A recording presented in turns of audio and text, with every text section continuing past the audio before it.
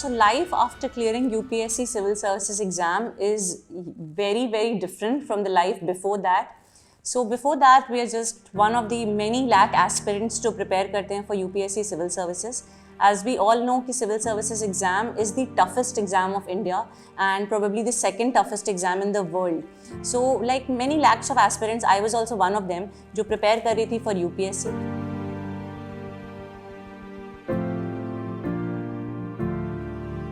I hail from Prayagraj and I did my schooling from Prayagraj. I was good in academics from the beginning, so I had done pretty well in class 10th and class 12th. In my board exams, I had scored 98%. And being the only daughter of my parents, I was a little over-pampered, over-protected.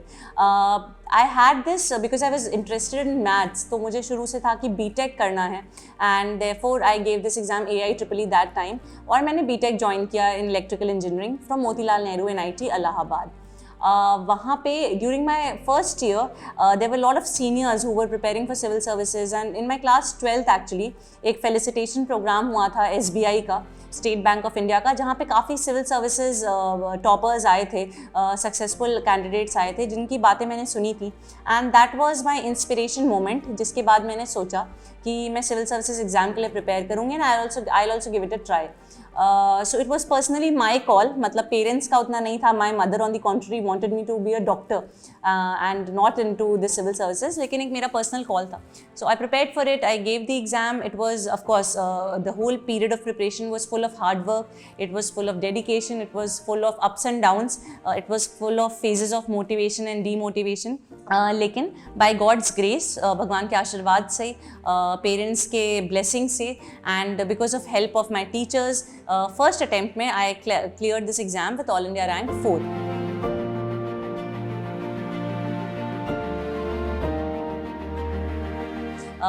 A lot of credit goes to the optional that I had taken, geography, and also to the hard work put in by my teachers and by my parents.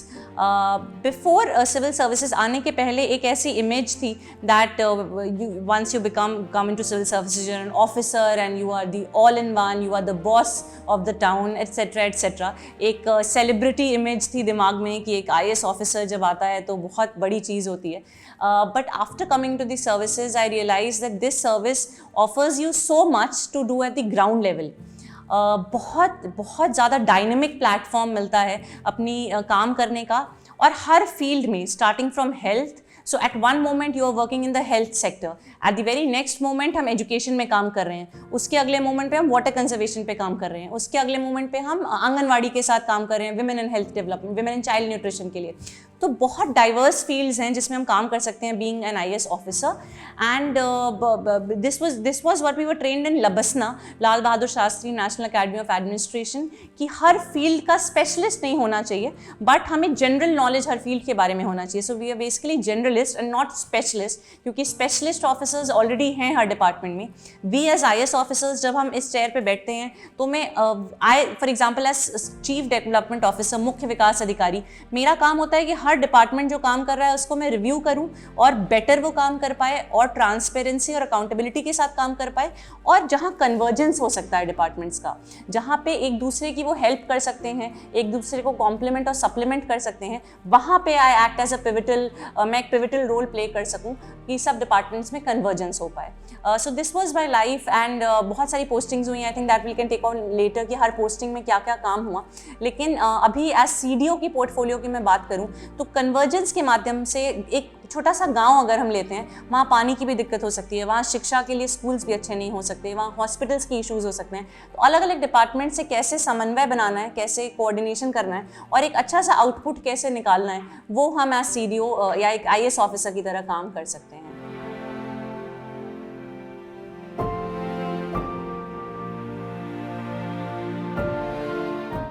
So basically जब एक IAS officer के chair पे हम बैठते हैं या मैं जहाँ बैठी हुई हूँ CDO के चेयर पे तो बहुत इम्पॉर्टेंट हो जाता है कि we have clarity of thoughts क्योंकि बहुत सारी चीज़ें एक टाइम पे आएंगी तो सबसे इम्पॉर्टेंट है टाइम मैनेजमेंट करना और प्रायोरिटीज सेट करना फॉर एग्ज़ाम्पल एक दिन में अगर 15 मीटिंग्स हो रही हैं या 15 इश्यूज़ मेरे सामने आते हैं तो मुझे या कोई भी IAS ऑफिसर को हमें ये देखना पड़ेगा कि सबसे अर्जेंट कौन सा है सबसे प्रायोरिटी बेसिस पे किसको लेना है ऑब्वियसली सबसे प्रायोरिटी पे लेना होता है health issues and education issues, क्योंकि health and education are two basic pillars of development of any society. अभी इस समय फॉर एग्जांपल मैं कानपुर देहात में हूँ, एंड कानपुर देहात एक रूरल एरिया है। यहाँ पे 618 गांव पंचायतें हैं, 618 gram panchayats and more than 1000 villages. So I am catering to a rural population जहाँ पे इंफ्रास्ट्रक्चर डेफिसिट है या इंफ्रास्ट्रक्चर बहुत ही बेसिक लेवल पे है। हेल्थ इंफ्रास्ट्रक्चर, एजुकेशन इंफ्रास्ट्रक्चर्स अभी डेवलपमेंट वाली स्टेज में हैं, डेवलपिंग स्टेज पे हैं। तो as an IAS officer to have this clarity of thought on what to prioritize, what to take up first is very, very important.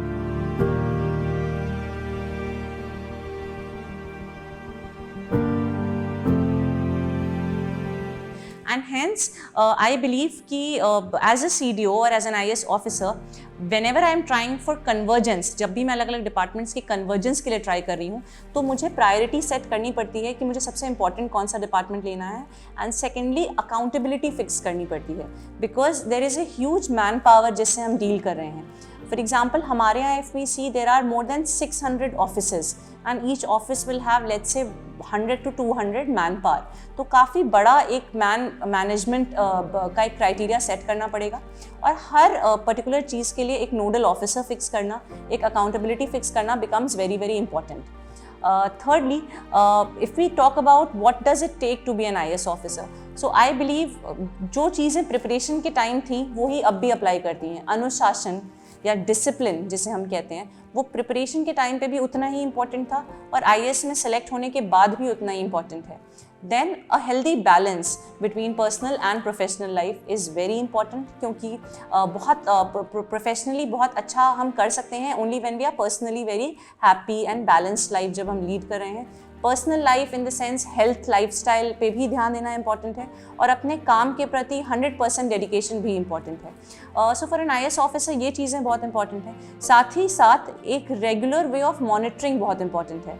अगर मैंने targets दिया है अपने सारे सबॉर्डिनेट्स को कह लें या अपने सारे ऑफिसर्स को, तो उनसे एक कैसे मैं मॉनिटर करूँगी, किन पैरामीटर्स पे मॉनिटर करूँगी, कितना क्वालिटेटिव मॉनिटरिंग होगी, और सबसे इम्पॉर्टेंट चीज़ जो जनता शिकायत लेके आती है या कंप्लेन लेके आती है, एक बहुत एफिशिएंट ग्रीवेंस रिड्रेसल मैकेनिज्म, वो भी एज IAS ऑफिसर्स बहुत इंपॉर्टेंट है। एज IAS ऑफिसर बहुत इंपॉर्टेंट है कि जो जनता है they are satisfied that they are heard and their complaints are registered and solved.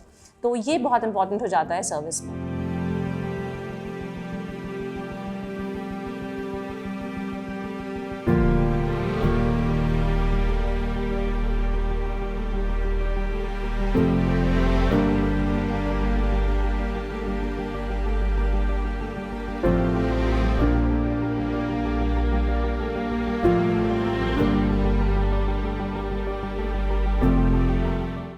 So basically as an IAS officer, Indian Administrative Service Officer, बहुत सारी चीज़ें नहीं चाहिए होती हैं, but there are 2 to 3 key skills या key points which I think I have to keep in mind when I am sitting on this chair and working. Number 1 is a proper, like I said before, grievance redressal mechanism. Because ultimately जो भी योजनाएं चल रही हैं, जो भी सरकार की योजनाएं चल रही हैं, for the benefit of the poor, for the benefit of the person standing last in the line, जो महात्मा गांधी कहते थे Sarvodaya and Antyodaya, poorest of the poor को जब हम टैकल कर रहे हैं, वेलफेयर ऑफ द मासेस की जब हम बात सोच रहे हैं, तो grievance redressal becomes the most important issue. Because अगर पब्लिक ही सेटिस्फाइड नहीं है हमारी सर्विसेज से, तो एवरीथिंग बिकम्स वेरी फ्यूटाइल। तो जो भी कंप्लेंट्स आ रही हैं पब्लिक की, उनको प्रायोरिटी बेसिस पे डील करना, उनको ट्रांसपेरेंसी बेसिस पे डील करना, एक सिटीज़न चार्टर हमारे ऑफिस में होना कि किस ऑफिसर की क्या रिस्पॉन्सिबिलिटी है, किस टाइम लिमिट में वो काम हो जाना चाहिए और किस क्वालिटी से काम हो जाना चाहिए। तो जिसे हम कहते हैं गुणवत्तापूर्वक और समयबद्ध तरीके से, 2 चीज़ें बहुत इंपॉर्टेंट हैं। और साथ ही साथ discipline is very important in this service, कि हम खुद डिसिप्लिन रहें, then only the whole office will follow, the whole other officers will follow, कि डिसिप्लिन हम लोग रहें। Discipline includes punctuality, it includes dedication towards work, and it includes proactiveness. For example मैं गांव में गई हूँ, मान लीजिए एक पर्टिकुलर इंस्पेक्शन पे, रोड का इंस्पेक्शन करने, और मुझे दिख गया कि स्कूल भी अच्छा नहीं है या हॉस्पिटल में डॉक्टर्स नहीं बैठे हैं, so I should be proactive enough कि मैं उस हॉस्पिटल के डॉक्टर का भी एक्सप्लेनेशन कॉल करूं, और उस स्कूल में अगर टॉयलेट नहीं बना है तो वहाँ के टीचर का भी एक्सप्लेनेशन कॉल करूं। सिर्फ ये नहीं है कि मैं रोड देखने गई हूँ तो रोड देख के चली आऊँ।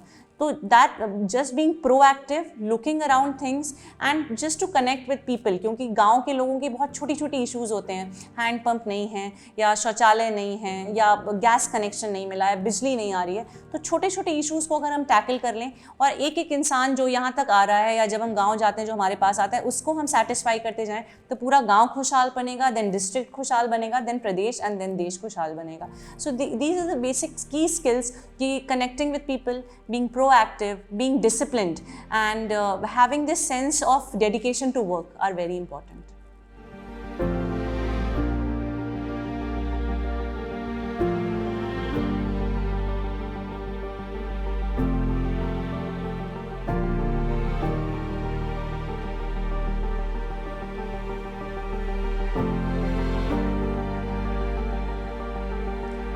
So now basically I would like to talk to the audience जो प्रिपेयर कर रहे हैं, our aspirants who are listening to this, कि सिविल सर्विसेज के लिए जब हम प्रिपेयर करना शुरू करते हैं तो हमारे दिमाग में बहुत सारी चीज़ें चलती रहती हैं, तो कैसे क्लैरिटी रखें, कैसे एक डिसिप्लिन रखें प्रिपरेशन के time.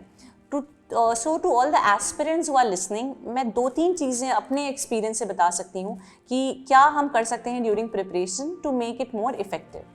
For example, taking my personal example, मैं जब प्रिपेयर करना शुरू की थी आई हैड नो आइडिया कि कैसे प्रिपरेशन शुरू करें। कोई गॉडफादर नहीं था, कोई ऐसा मेंटोर नहीं था, कोई घर में नहीं था जो सर्विसेज में हो या जो थोड़ा गाइड कर सके। So my best friend was internet, Google, all of you are very familiar with this. I just typed भाई यूपीएससी क्या है, यूपीएससी का सिलेबस क्या है। So here comes the first important point, या मैं आपको 3 गुरु बताती हूँ जिसको आप बना सकते हो अपने for preparing for this exam. First is syllabus. UPSC का सिलेबस आप इंटरनेट से डाउनलोड करिए, अपने स्टडी टेबल पे रखिए और उसे सुबह शाम दिन रात पढ़ने की कोशिश करिए। जितनी बार आप सिलेबस को पढ़ोगे उतनी बार you will actually get to know new things.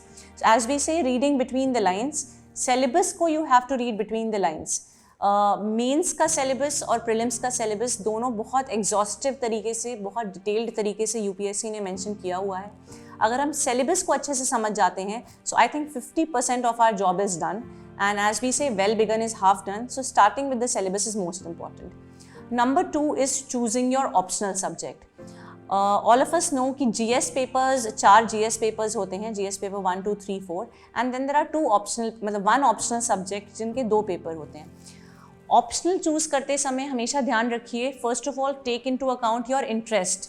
जिस सब्जेक्ट को पढ़ने में नींद ना आए, जिसको पढ़ने में मज़ा आए आपको, which you really enjoy reading.